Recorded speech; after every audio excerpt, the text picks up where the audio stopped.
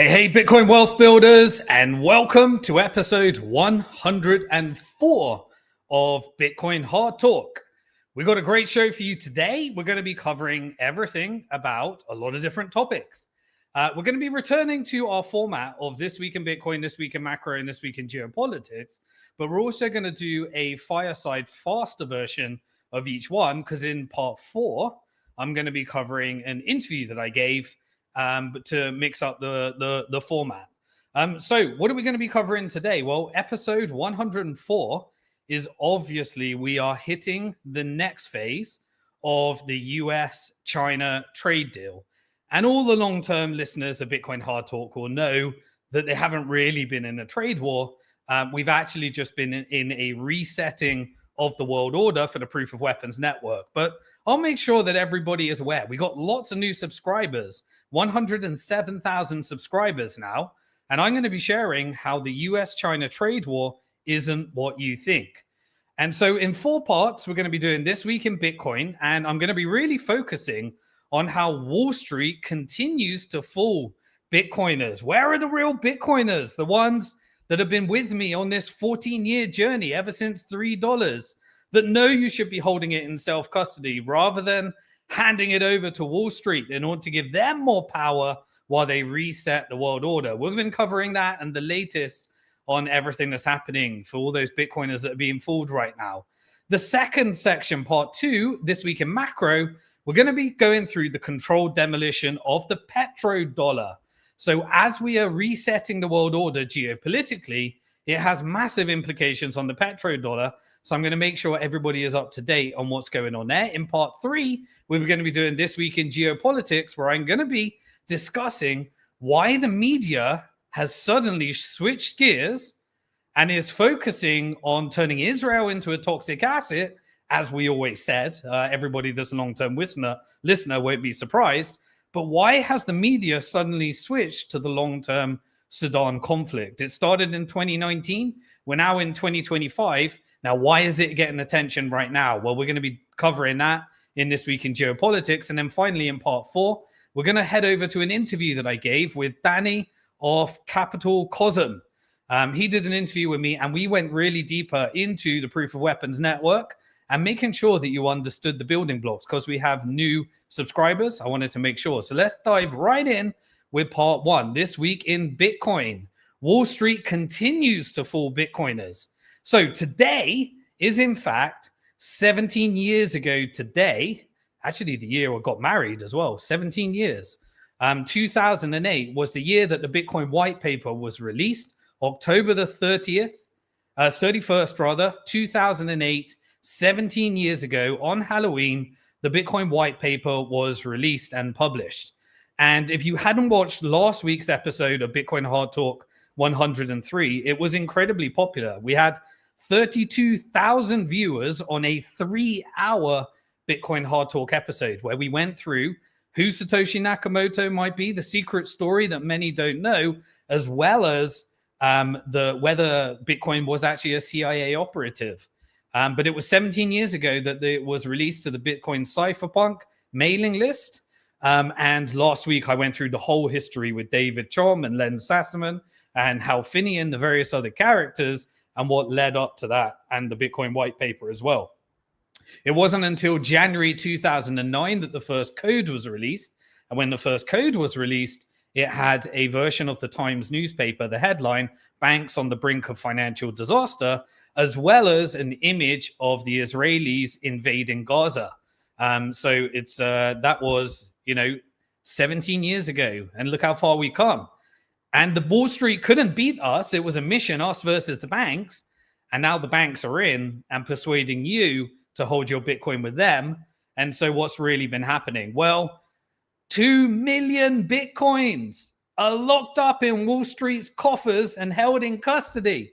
I'm ashamed of you Bitcoiners. Come on. We were here to take on the banks, not make the banks more powerful. And yet for your tax purposes and 401ks, you're falling for the old tricks and you're going to be borrowing against your Bitcoin. You're going to be mining some fiat currency.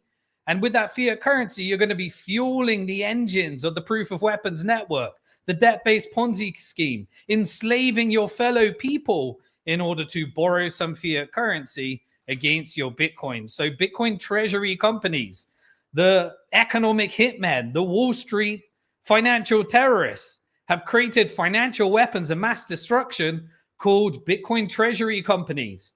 And they have pumped and they have dumped. All the long-term listeners avoided the pump and dump cycle, but people are still falling for it. They're trying to get Wall Street's version of Bitcoin in a company where they essentially leverage debt in order to buy Bitcoin and sell equity to buy more Bitcoin.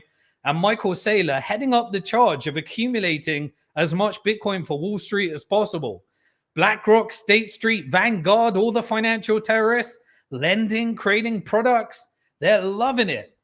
And you're giving them and you're buying their MicroStrategy and MetaPlanet and Nakamoto and 21 or whatever the different names are of these over 100 different Bitcoin treasury companies because you prefer giving your Bitcoin to somebody else so that they can hold it for you and you end up with a stock just because you're used to it. Empowering Wall Street. It's a journey. It's something that you need to, work towards. But already the financial terrorists at the S&P have already started to exert their influence. They're starting to flex their biceps. They're saying, hey, you Bitcoiners, we own that Bitcoin. And you, Michael Saylor, thank you for giving Wall Street all of that Bitcoin, pretending that you're original Bitcoiner, while all of these people follow you like an idol and give you their money over to you while we lend you some money so that you can buy some Bitcoin so that eventually we can control it. And just in case, Michael Saylor, you think you're bigger than your boots, you are a tool of Wall Street now. Once you go public with us, we own you. Once you borrow from our corporate bonds and debt structures, you are our debt slave. And you must do as I say. And so the S&P Global Ratings agencies decided we will put a B- credit rating on you. And if you do good by Wall Street, if you persuade more and more people to put their Bitcoin with you rather than us, then it will worship you with some debt enslavement money that we created because we have the ability to create the dollars, the part of our debt-based Ponzi scheme, and we'll give you a lovely credit rating. We may go above B-. We may decide once we've got enough Bitcoin in our ETF, once we decide to reset the world order and negotiate with the dollar, we may decide that we'll give you a B rating and maybe we'll go a little bit higher. But you have to be a good boy for the Proof of Weapons Network. You have to mine lots of fiat currency. You have to persuade people to put their collateralized Bitcoin. You have to become a bank. You have to use it on your balance sheet. You have to lever it up as much time as possible. You have to fool people into debt-based Ponzi. You have to get them to borrow more riba, pay us more interest, mine more fiat currency, get that Bitcoin in our control, in our ETF, in our custody. Do not allow them to free themselves with their own Bitcoin. Do not allow them to be sovereign. Make sure that we control the Bitcoin. Thank you, Michael Saylor. 650,000 Bitcoin over to Wall Street and all the other cypherpunks that were even on the mailing list. Yes, I'm talking to you, Adam Back.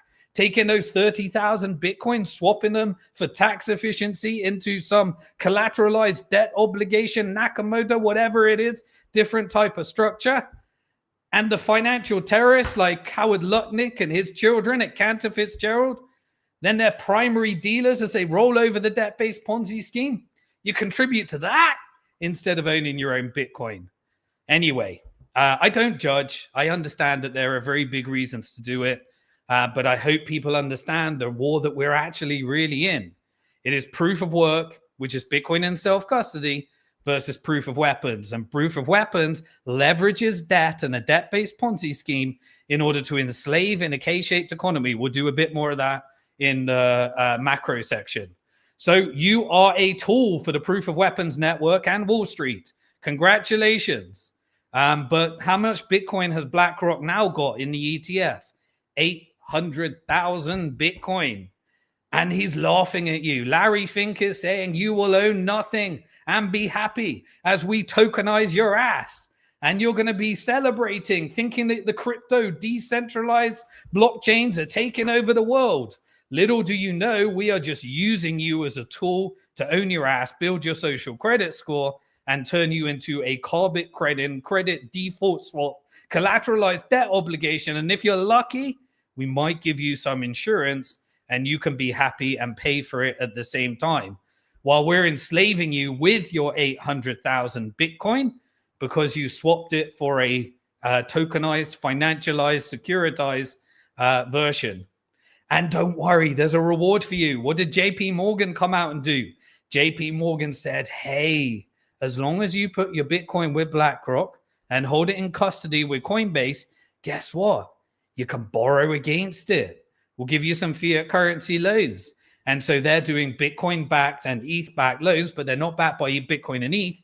They're backed by Bitcoin ETFs and ETH ETFs so that BlackRock can stake all of their ETH and they can gain control over the network. Fortunately, Bitcoin is proof of work because I'm not having much faith in all these people. 2 million Bitcoins you given to the proof of weapons network so they can hold it against you while they weaponize the dollar, reset the world. Hierarchy is as follows. If you are the CEO or the executive, you work for the board. The board is installed by the shareholders. The board works for the shareholders, and the shareholders are public companies. And so at the top of the proof of weapons network, by financializing and securitizing, you're able to create this structure whereby the asset managers can persuade you to put all your money with them, and then they get all the board seats, all the voting rights. And now they've created this proof of weapons network that has a structure and hierarchy that is greater than the US government, the UK government, the European government, while they enslave us as they push wars and debt slavery. And so Jamie Dimon had to come out and say, oh, God, yes, crypto is going to change the world and it's all about blockchain. He couldn't say Bitcoin. He couldn't bring himself to say Bitcoin. And so he said JP Morgan is embracing crypto and specifically and noticeably didn't mention Bitcoin because he was crying. As BlackRock said, Jamie Dimon, step in gear. We need more Bitcoin. You are now a part of Bitcoin. And obviously, Jamie Dimon and JP Morgan, they have a lot of power on this hierarchy as well. But nothing is bigger than this proof of weapons network structure. And so as companies try to remain sovereign after suffering from war, after suffering from economic hitmen, after suffering from covert regime changes, they're fighting back and they're saying maybe, just maybe, our country could have some Bitcoin strategic reserves. So Brazil is announcing that they are looking to explore a Bitcoin strategic reserve. And we also had Germany's ADF, the alternative structure. Obviously, Merz is an implanted politician, and he is the chosen person of the proof of weapons network. And so Germany sold all their Bitcoin. But now the competitors are saying maybe we might buy some Bitcoin, and France is also exploring it. I'm sorry, Germany. I'm sorry, France, but you signed up to the European Union. You signed up to the European Central Bank, and they took away every ounce of sovereign decision-making that you had. You are now a tool for printing money via the European Central Bank and spending that money via NATO into propping up the US stock market so that they can engineer this pump and dump scheme so that the entrepreneurs can borrow against their stock, mine some fiat currency while the banks create all these dollars in a debt-based Ponzi scheme where there is not enough dollars to pay off all the dollars. And so therefore you need to roll over the debt scheme. And Ghana in Africa, realigning with BRICS, Brazil, aligning with BRICS, creating resistance against it, trying to create some resistance, has now become the 9th African country in order to adopt digital asset laws. So we'll see what happens as the Middle East align with the global South, backed by China, Russia, and BRICS, as they de-dollarize and we enter into the new world order that we have been discussing all along. Eventually, Bitcoin will be used. It will suck up all of that liquidity as currencies wars continues. It sponges up all of that liquidity like we're seeing in gold and Bitcoin right now. And then it becomes a negotiating tool. If enough of you, useful idiots, give it to Wall Street so you can make them more powerful as well. And what did we have? The US government beta tested a new confiscation. So this whole thing of Trump being the Bitcoin president and ushering in a Bitcoin strategic reserve has so far meant that he has mined some fiat currency, created a stable coin, and bought some Bitcoin with it, while his sons also mined some Bitcoin through a wrapped Ethereum network, through shitcoin casinos and printing money and tokens like meme coins and NFTs and World Liberty Financial Utility tokens. You know, these have always been, crypto has always been a psyop to get your Bitcoin. That's what all the token issuers wanted in the first place. And the Trump administration is doing it. And US hasn't gained any Bitcoin. What are they doing? They are confiscating Bitcoin. So that if the proof of weapons network needs the Bitcoin, it can send the Bitcoin treasury companies into Chapter 11, make sure that it creates the network where you're borrowing against your Bitcoin, do a margin call, and it's got Michael Saylor as a useful node in the proof of weapons network. And it's also got the Trump administration. And it's also got the US government, which is now testing, confiscating another 100,000 Bitcoin. So it did another confiscation, and it will hold those. And it said, our strategy is to confiscate Bitcoin, much like in the 1930s, during the Great Depression of the 1930s. Wall Street engineered a pump and dump. The Federal Reserve was used in order to end up accumulating all those assets. And then they confiscated everyone's gold and made Americans hand over their gold. I'm not saying that's going to happen, but these are the types of schemes. And the US government is getting ready for confiscation. Now, what is happening on the other nodes of the proof of weapons network that are all shareholders in the Bank for International Settlements? Well, they're buying gold right now because the gold and the proof of weapons network are selling the dollar and they are selling their debt. What does that mean? Rather than in this, buying US treasuries, which requires them to buy dollars, they're now doing the trade in reverse. And you're getting more and more foreign governments and more foreign central banks that need to hedge out of the dollar trade. So central banks are selling, but who's buying? Well, the auctions are getting more and more distressed. We've covered that in the macro sections, but the new buyer is the new stable coins. And so now, as we said, Tether is the 17th largest purchaser of US debt. They're using the US debt in order to receive the yield. They get the yield and they buy Bitcoin. So who else is creating stable coins? World Liberty Financial, the Trump administration, they're launching their stable coin. The Trump administration needed to also pardon a very important stablecoin issuer because the Trump administration is doing deals with the Middle East and the GCC, as we've covered, and stablecoins are the mechanism for extracting wealth capital flows out of America and over to the tax neutral jurisdictions. So one of the people that the Trump administration decided to pardon, who will be launching their or returning to their stablecoin, was CZ from Binance as well. What else did the Trump administration do? Well, they decided that it is time to get a new ballroom for the White House. So who paid for it? Tether, Coinbase, and Ripple Labs, 3 stablecoin issuers partnered with Circle in the case of Coinbase, also creating their own layer 2s. Ripple looking at creating their own stable coin on top of their blockchain, and Tether, the largest stablecoin issuers. So they had to wander over to the White House and say, we'll buy your ballroom. They transfer some money over to the Trump administration. They do a deal in the background to issue and mine some more stable coins. And lo and behold, they're going to be able to suck up some of that debt as the dump of debt gets put back onto the US. And it's all done via these Cayman Island structures, if you look at who the biggest debt holders are. Now, in October this year, we were meant to get the announcement and launch of the beta test of the European Union central bank digital currency. I haven't seen it launched yet, but we did get an announcement from the European Union today that they are moving towards the digital euro. And by, I think they said 2029, they will be 100% central bank digital currency, digital euro. So what have I said all the years? I said that we're going to have a stablecoin standard surveillance state in America and a stablecoin standard across Europe. And that would be the mechanism for vassalizing and shrinking America into a regional power, all on the top of the proof of weapons network that controls and has fully vassalized the collective West at the moment. And so you can look by following the money in Bitcoin that we are clearly on a confiscation of Bitcoin standard.